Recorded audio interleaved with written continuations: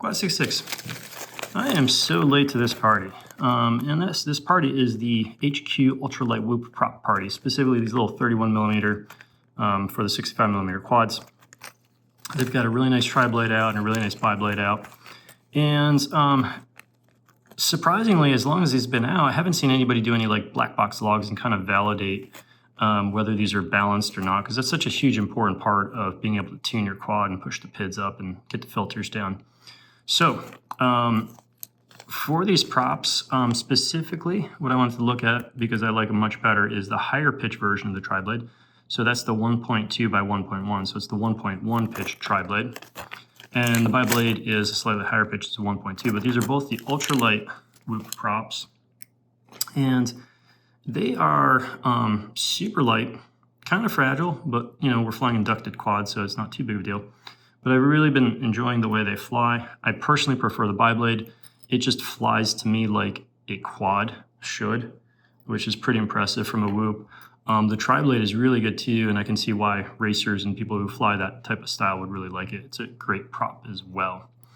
But the thing, you know, the question I thought that was still out there that could use a little bit of data is, how do these props compare to some of the other of the higher quality props in this, or more better props in this sort of segment?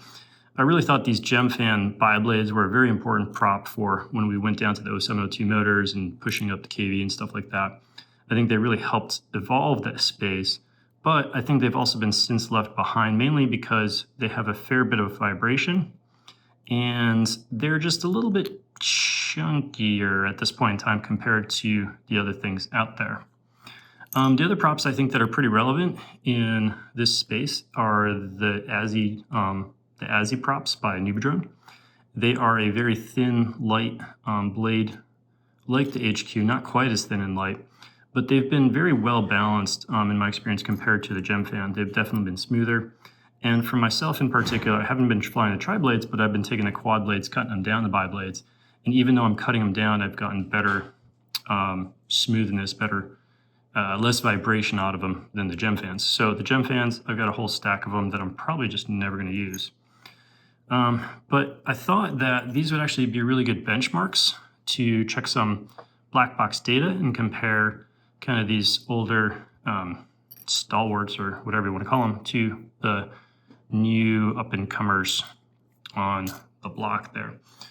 The rig that I used for this, I think, is kind of relevant here. So it's this rig right here. So it's an old Beta FPV crossboard, and it's got black box built in. It does have an external VTX, and so there's some potential that this is going to fly a little bit different and not give one-to-one results with some of the lighter quads we're flying, but it's got black box built in, and it's what I have for logging for whoops. The other thing I did is I went to the oversized Beta FPV frame, specifically so that we don't get any prop rub on the hoops, because I didn't want that to kind of complicate. I want to specifically look at the balance in the props, because any rub is going to change, like, you know, if the hoop gets mashed in a little bit or things like that, that's not going to be a consistent thing, and that's not the fault of the prop. That's, you know, the hoop. So I really wanted to be able to isolate any noise from the hoops. So what I did is I took this quad and I flew 2 batteries on it with each set of props. And with that, each battery, what I did is 30 seconds of flying kind of racer style, kind of navigating around corners and things like that. And then another 30 seconds of doing big punches and split S's and things like that. That way we kind of got the full range of the motor RPMs in there to get the logs. And then I did only do 1 set from each prop because mainly from flying several sets, I've gone through several sets of these, of all of them, what I feel in the air is pretty consistent, and what I feel in the air has been validated, what I see in the black box. So I didn't feel it was necessary to go ahead and pull all the props and use a whole nother set. You are getting signal averaged out of 4 different motors, so that's pretty decent. You know, that's 4 different props that you're getting, so you get some sense of the consistency with the props. Other things about this build, nice smooth motors. So these are the Nubidrone 0702 bearing motors, which are really smooth. And I thought that was important too, to keep like other areas of noise out of it, so that we're really seeing the noise in the props. All right, so enough of that background. Let's go look at the logs and let's declare some winners here.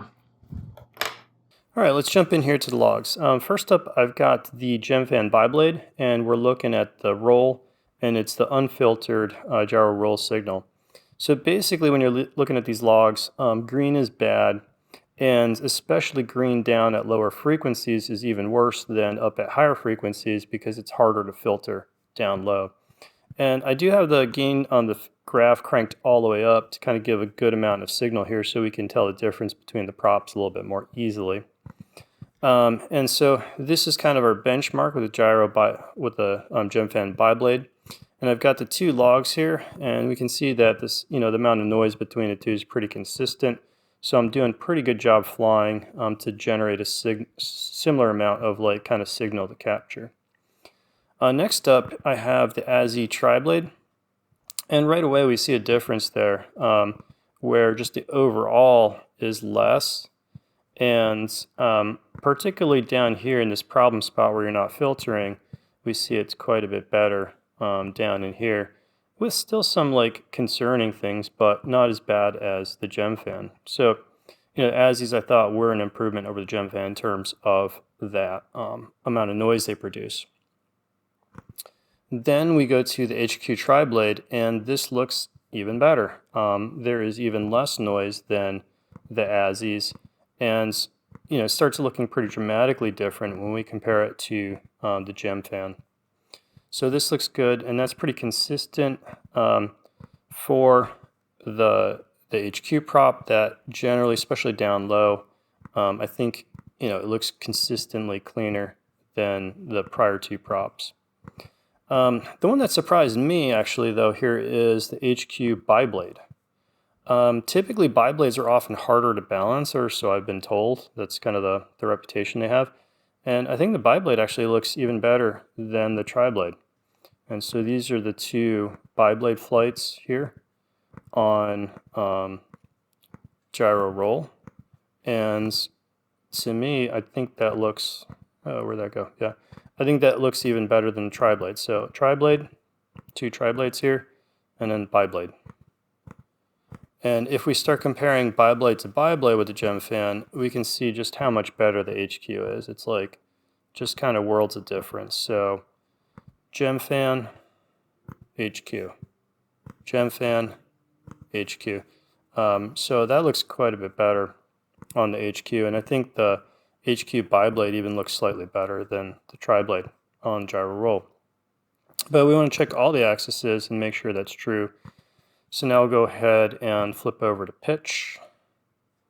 And this will take just a second to flip them all over.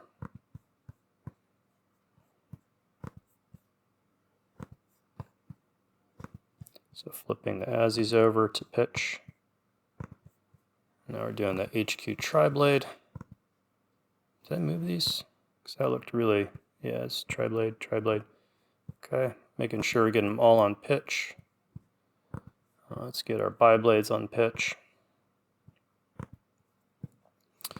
And as we're flipping these over, you should see that generally pitch is cleaner than roll. And I think that has a lot to do with the Whoop battery. We put the Whoop battery on the pitch axis, and it's a big, stiff, heavy thing, and I think it does a lot to dampen the signal. So here's baseline with the GemFan biblades on pitch, kind of get a sense of that. And then we compare it to the ASI tri-blades. And in this case, so GemFan, ASI, GemFan, ASI. I'm not sure if I'd call this in favor of the ASIs. I think pitch is, you can kind of debate who's actually cleaner. I do think still GemFans are kind of the worst down low. So with the ASIs, now let's go to the HQ, and tri-blade looks great there on the pitch. And so this is HQ tri-blade with the two logs on the pitch axis. And that's pretty unmistakably, I think, better than the GemFans and the ASIs here. This just looks better. Then going to the biblade, and biblade just looks good, So I would say marginally better than the tri-blade, but still, that biblade just looks really good. The last axis then is going to be the roll axis, or sorry, the yaw axis. So let's flip everything over the yaw. In some ways, I think the yaw is probably going to be kind of the best one to look at, because if we think about when a prop is vibrating, it's really going to vibrate mainly in the yaw axis. And the stuff that gets propagated into the other axes is going to be like kind of twisting motions and things like that, which is sort of like, I don't know if calling it like a second order kind of thing is the right term, but you know, the primary vibration is going to be on yaw and it's going to get translated into the other axes. So here's our gem fan biblade, and we can see the yaw, you know, having quite a bit of signal. So if we look at this big green patch here, you know, that's the yaw axis noise on the gem fan biblade. And I think overall the ASIs do look cleaner, particularly if you're kind of paying attention to the lower frequencies. So here's the gem fan, you know, kind of particularly looking in there. And then when we go to the ASI, I think it does clean up a little bit in those lower frequencies. And then I think the HQ tri-blade here does look notably better overall. You know, here's the gem fan again, ASI, and then here's the HQ tri-blades. And then finally the HQ biblades. Again, I think HQ biblade's just looking the best out of all of them. So here's the HQ biblade. Compare that to the tri-blade. I think tri-blade still looks good, and most of the tri-blade noise is going to be up high enough to where you can filter that down pretty easily. But that's what I'm seeing is that, you know, as far as these go, you know, we could also look at them too in, you know, frequency versus throttle, but I think it tells the same story that we're already seeing from just the regular frequency graphs. Similar thing. So that is my contribution to this discussion. You know, me getting late to the HQ prop party here, but I do think, you know, bringing a little data to show that these HQ, especially the biblades, are looking really good. And, you know, maybe it'd be worthwhile to check another couple packs of it, but this looks really good. All right, till next time. Cheers.